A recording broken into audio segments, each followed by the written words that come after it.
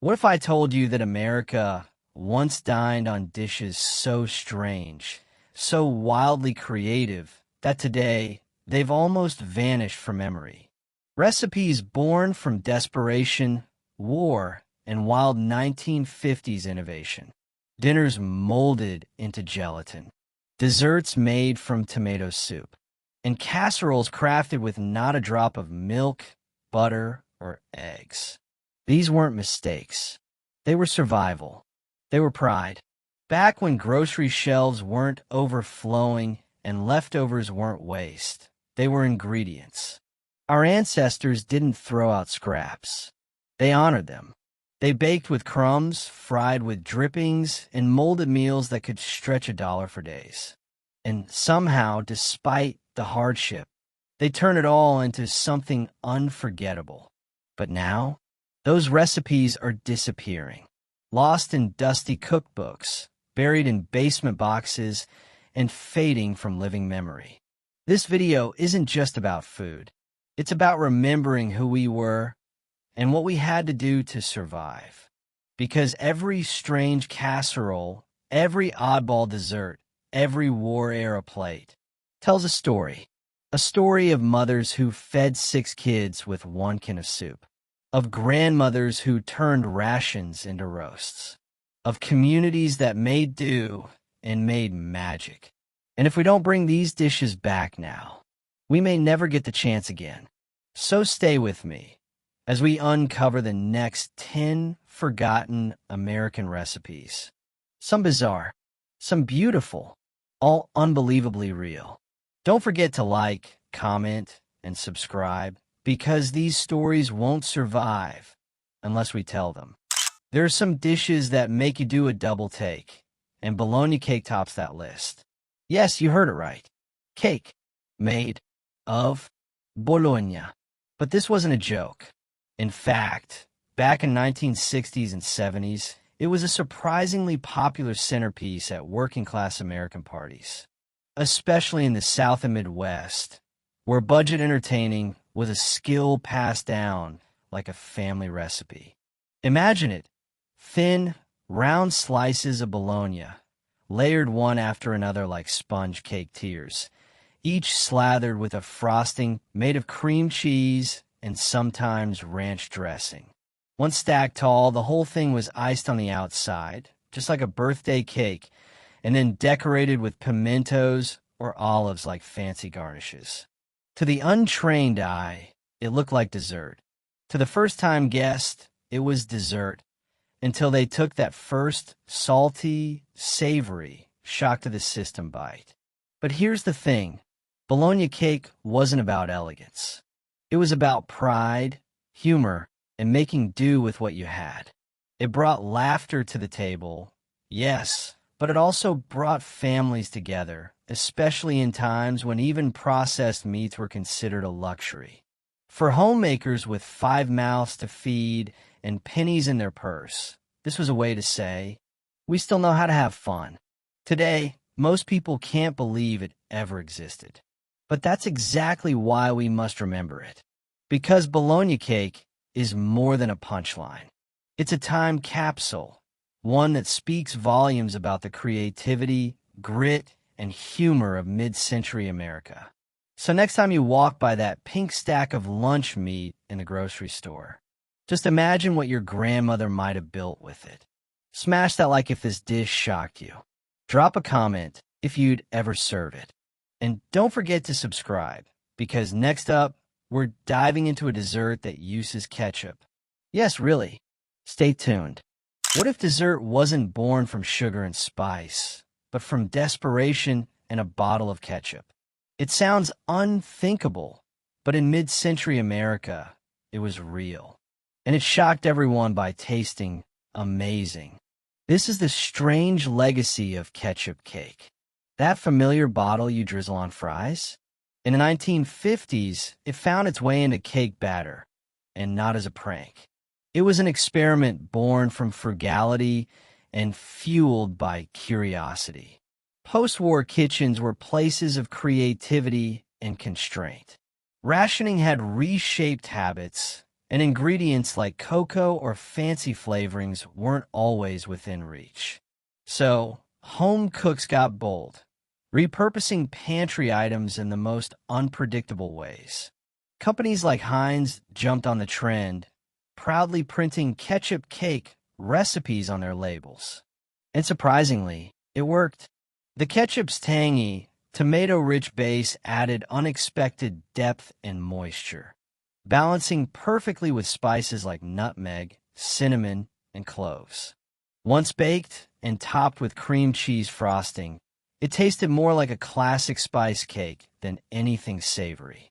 Soon it was turning heads at bake sales, birthdays, and bridge clubs. It wasn't just a novelty. It became a secret weapon for home bakers who couldn't afford waste or extravagance. But beneath the frosting and shock value, ketchup cake represented something deeper: the resilience and innovation of an American generation who turned limitation into invention. It defied logic. It defied taste expectations. And for a time, it defied the odds. Today, it's rarely made, mostly remembered as a kitchen oddity. But for those who grew up in that era, it was a genuine slice of ingenuity. So the next time you grab that bottle of ketchup, know this: it once baked a cake, and people loved it. And just wait until you see what's next. Ever wondered what happens when deli meat, gelatin, and a mid-century housewife's ambition collide? You get jellied bologna loaf, the crown jewel of culinary confusion from vintage America. This wasn't just cold cuts thrown on a plate. No, this was art, or at least it tried to be. Born in the late 1940s and thriving into the 60s, this dish was part of the era's obsession with molded foods. If it could be jiggled, shaped, or suspended in gelatin, it was fair game. And bologna, cheap, shelf-stable, and widely available, became the unlikely star. Cooks would grind or finely chop bologna, then blend it with mayo, relish, pimentos, and onions. The mixture was set in a loaf pan using unflavored gelatin, creating a sliceable, shimmering block of meat salad. Some versions even had decorative elements suspended in layers: olives, eggs, or green peas floating like strange aquatic life. It was displayed with pride at luncheons and picnics, often sliced and served on iceberg lettuce or white bread. For many homemakers, it represented resourcefulness, presentation flair, and the marvel of modern refrigeration. But to others, especially modern eyes, it's a dish that raises eyebrows and stomachs. Still, jelly bologna loaf wasn't a joke back then. It was a legitimate centerpiece, a dish that said, "I've made something creative with what I had." In an era where processed meats were king and gelatin was culinary magic, this recipe made perfect sense. Today, it exists more in vintage cookbooks and whispered family memories than in actual kitchens. But it captures a moment in American food history where boundaries were pushed, rules were ignored, and jellied meat was proudly served. And if you think that's the strangest it gets, just wait, because part 4 unveils a dessert that started with a can of soup and ended up redefining sweet surprise. Stay tuned. Imagine bringing out a homemade cake and telling your guests the secret ingredient is canned tomato soup. That's not a prank. That's tomato soup cake, a forgotten dessert that once graced countless American tables, especially during the Great Depression and into the 1940s. At first glance, it sounds absurd, but back then, canned soup wasn't just for quick lunches. It was a secret weapon in the pantry. The soup added moisture, spice-friendly acidity, and a hint of mystery to otherwise humble ingredients. The original recipes often came straight from the back of a Campbell's soup can, promoting frugal creativity during hard times. With butter, sugar, flour, raisins, cinnamon, and cloves, the tomato soup played the role of both liquid and flavor balancer. And no, the cake didn't taste like soup. Instead, it had the rich, spiced flavor of a gingerbread or carrot cake, but without the fresh vegetables.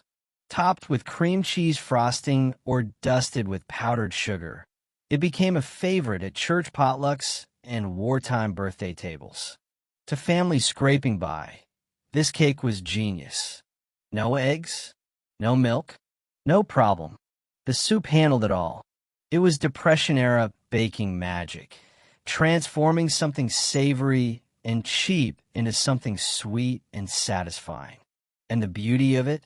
Kids had no idea. They devoured it, oblivious to the fact that what they were enjoying was born out of thrift and necessity. Today, tomato soup cake might sound bizarre, but it stands as a proud example of how resourcefulness shaped American cooking.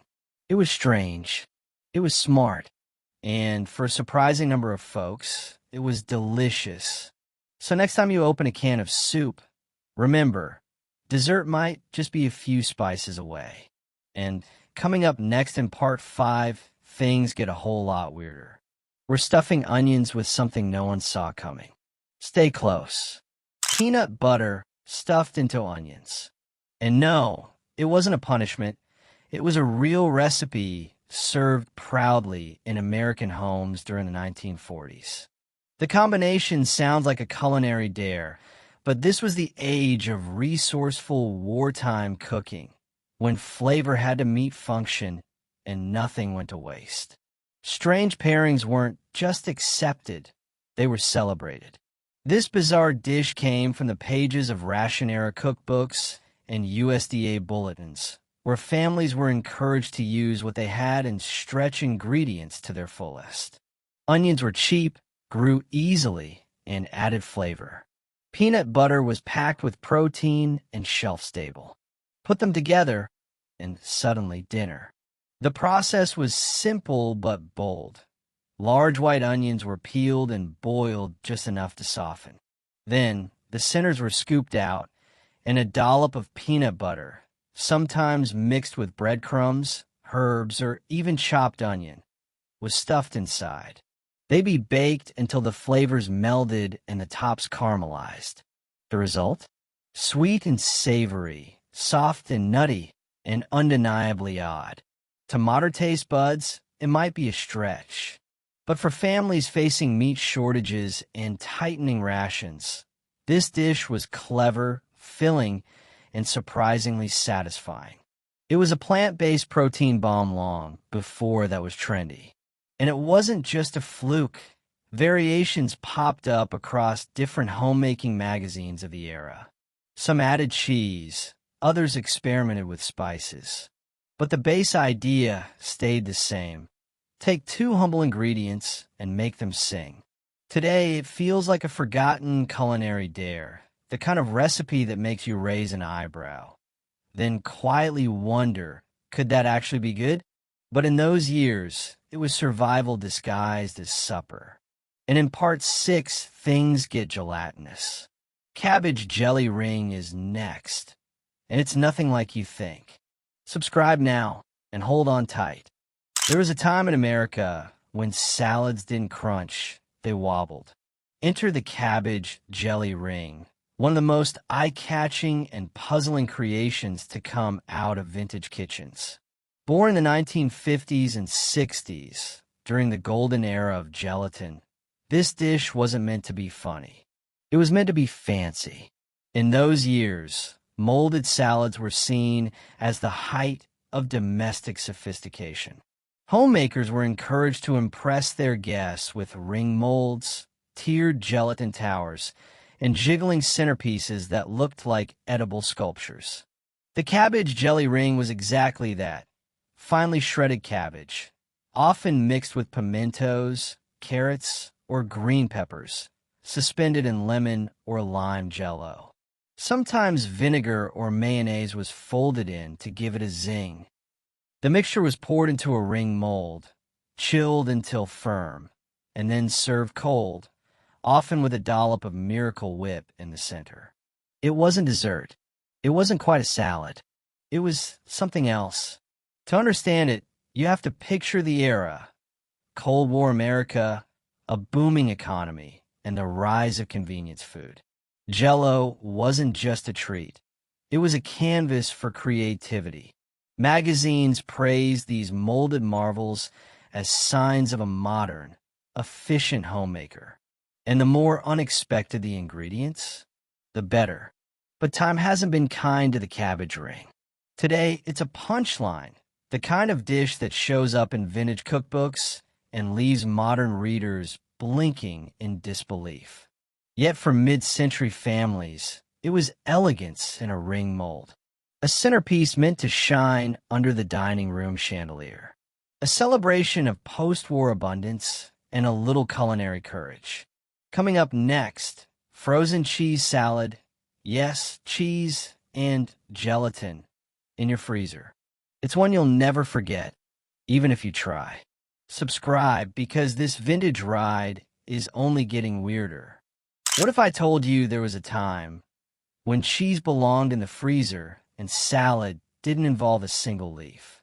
Welcome to the chilling curiosity known as frozen cheese salad, a mid-century marvel that turned refrigerators into recipe books and tested the limits of what could be called a salad. This strange creation dates back to the 1950s, when America was riding high on the wave of new appliances. Freezers were the crown jewel of any modern kitchen, and housewives were eager to use them for more than just ice cubes. The frozen cheese salad combined grated cheddar, crushed pineapple, whipped cream, mayonnaise, and sometimes a dash of lemon juice, all mixed together and poured into a mold. Then it was frozen solid and sliced like cake, often served on a crisp lettuce leaf, because, well, that made it a salad. This creamy, tangy, sweet and savory block was an appetizer, a side dish, or even dessert depending on the occasion. It confused guests and sometimes even the cook. But to understand it, you need to step into 1950s mindset. Back then, innovation was prized. Texture, surprise, and novelty ruled the table. Recipe magazines urged women to impress their bridge clubs and church socials with recipes that shimmered, chilled, or molded. The more daring the flavor combo, the more futuristic the food. Frozen cheese salad was elegance, served cold. Today, it sounds like a dare. But once, it was a sign of culinary creativity and mid-century pride. Something you could whip up ahead of time and wow your guests with, no oven required. And believe it or not, it wasn't the weirdest thing to ever grace the freezer. Next up, molded potato salad. When America tried to turn spuds into sculpture. It's bold, it's bizarre, and you won't want to miss it. Hit that subscribe button, because the deeper we dig, the stranger it gets. Imagine scooping into what looks like a gelatin dessert, only to realize it's mashed potatoes, gelatin, and vinegar molded into a dinner side. Welcome to the world of molded potato salad, one of the strangest experiments ever to come out of post-war American kitchens. This oddball dish came to life in the late 1940s to early 1950s, when gelatin molds were the gold standard of elegance. The rise of Jell-O cookbooks, plus the obsession with presentation, led to the idea that anything could, and maybe should, be molded, including potatoes. The recipe started off innocent enough: boiled potatoes, celery, onions, and pickles, all the traditional potato salad elements. But then came the twist. Unflavored gelatin was dissolved in a hot vinegar or lemon juice and poured over the mixture. This concoction was then pressed into a ring mold and chilled until firm. The result? A glossy, quivering tower of potato salad that looked more like dessert than dinner. The idea behind it was efficiency and presentation. Women could prepare the dish in advance and unmold it just before serving. It didn't need reheating, and it held its shape beautifully at picnics, church potlucks, and backyard barbecues. But let's be honest, the taste was divisive. The cold vinegar tang, combined with the soft starchiness of potatoes and the rubbery firmness of gelatin, was either a nostalgic comfort or a culinary nightmare. No in between. Still, for a moment in time, it was fashionable. Food was art. Structure mattered. And molded potato salad was a sign that you were keeping up with the times, even if your guests needed a minute to process what they were eating. And next, we dig into something even more perplexing. Prune whip. Yes, a dessert made from dried plums and egg whites, and once believed to be the key to ladle-like digestion. Subscribe if you're brave enough, because the next dish might just float off your plate. This wasn't a joke. It wasn't a dare. It was a real recipe, printed proudly in mid-century American cookbooks. Ham and banana hollandaise. Yes, you heard that right. The dish combined ripe bananas, slices of deli-style ham, and a generous pour of rich hollandaise sauce. The bananas were wrapped in the ham like delicate little presents, then placed in a baking dish and slathered with buttery egg yolk sauce before being baked to a golden finish.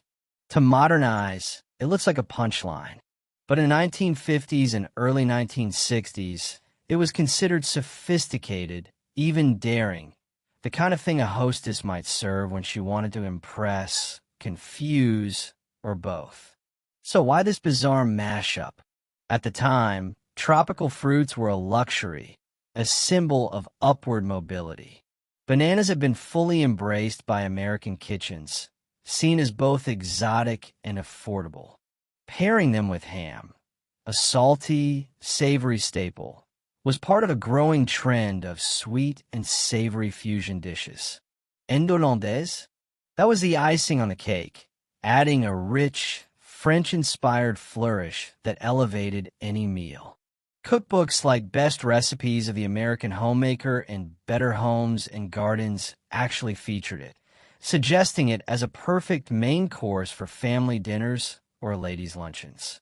It wasn't just food, it was a statement, a symbol of confidence, of culinary experimentation. But here's the truth.